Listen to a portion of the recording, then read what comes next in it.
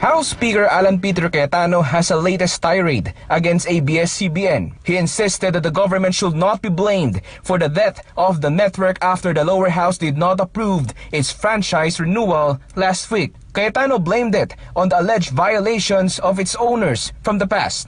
He also insisted that it is not an issue of press freedom. But Congressman Rufus Rodriguez says the social weather stations itself said that it is an issue of press freedom based on the 56% tally after the lower house killed its franchise application last week. But for Rodriguez, he still believes that there's still a light at the end of the tunnel for the network through the People's Initiative. Therefore, really, taking this as a guide, the people therefore has the right to really go into a People's Initiative. What will be the requirements of this law?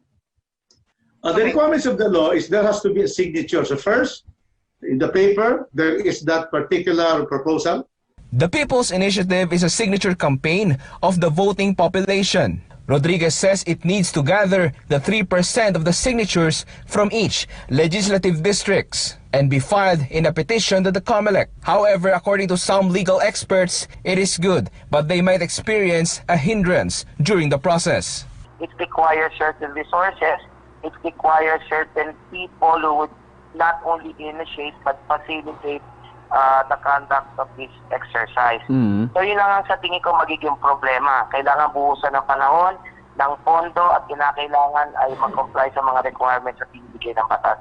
COMELEC spokesperson James Jimenez says, while this is still largely speculation, they will defer to comment. But Jimenez pointed out what could be the role of the COMELEC. 1 is to verify the gathered signatures.